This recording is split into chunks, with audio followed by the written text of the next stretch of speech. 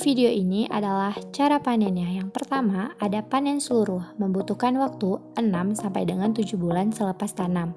Dan caranya adalah mencabut seluruh tanaman sampai ke akarnya.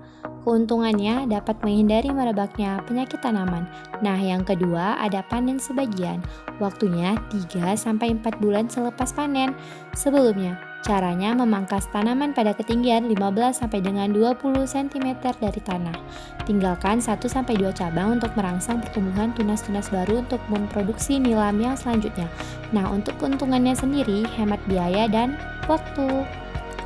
Nah, selanjutnya adalah proses perajangan dan pencacahan tanaman. Tujuannya adalah membantu mempercepat proses keluarnya minyak sewaktu penyulingan lewat peristiwa hidrodifusi. Hidrodifusi merupakan peristiwa difusi ekstrak tanaman dari dalam kantong minyak keluar menuju permukaan daun akibat adanya transfer panas ke dalam sel daun tanaman aromatis.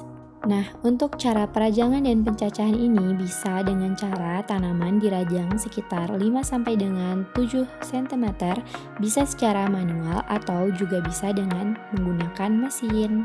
Selanjutnya, pelayuan dan pengeringan tanaman. Tujuannya untuk mengurangi kadar air bahan sampai batas tertentu 11 sampai dengan 12%, sehingga proses penyulingan dapat dipercepat dan menghasilkan minyak nilam yang lebih baik.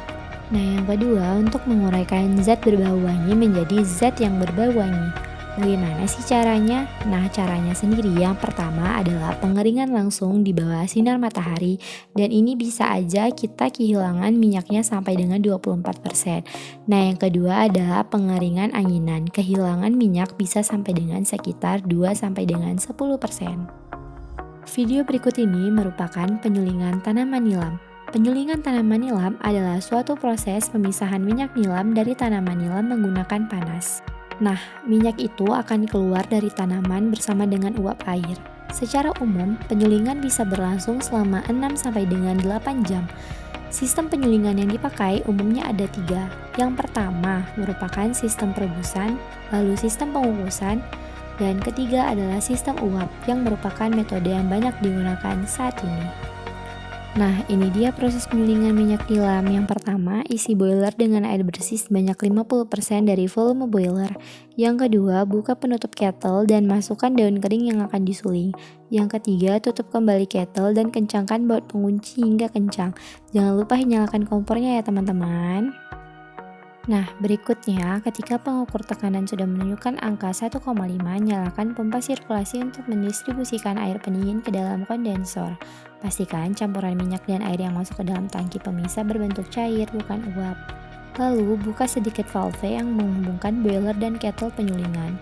Lalu diikuti dengan membuka valve yang menghubungkan kettle penyulingan dan kondensor untuk mendistribusikan uap ke dalam kondensor. Lalu, lakukan penyulingan hingga diperolehnya minyak atsir yang diinginkan. Nah, sekarang kita udah sampai di unit distilasi molekuler dan fraksinasi nih teman-teman. Nah, di sini adalah tempat untuk melakukan tahap proses pemurnian minyak nilam loh.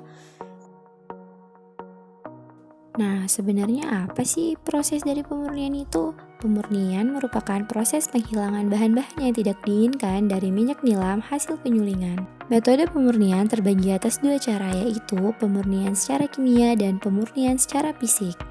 Pengkelatan atau kompleksometri adalah pengikatan logam dengan cara menambahkan senyawa pengkelat dan membentuk kompleks logam senyawa pengkelat. Proses pengkelat adalah metode yang sama dengan absorben, akan tetapi senyawa absorben diganti dengan senyawa pengkelat. Senyawa pengkelat yang cukup dikenal dalam proses pemurnian minyak nilam antara lain ada EDTA, asam sitrat, asam malat, dan asam tartarat. Nah, di video terakhir ini merupakan pengujian indeks bias minyak nilam. Berikut merupakan caranya. Yang pertama, alirkan air melalui refraktometer agar alatnya berada pada suhu pembacaan yang akan dilakukan. Kemudian, suhu tidak boleh berbeda dari 20 Celcius dari suhu referensi dan harus dipertahankan dengan toleransi 0,20 Celcius. Nah, yang ketiga, sebelum minyak diletakkan di dalam alat, minyak tersebut harus berada pada suhu yang sama dengan suhu di mana pengukuran yang akan dilakukan. Lalu yang terakhir, pembacaan dilakukan jika suhu sudah stabil. Untuk satu tangki aja 200 kilo kali 600 ribu, 500 ribu, berapa dia nih? Kasih merah biru merah.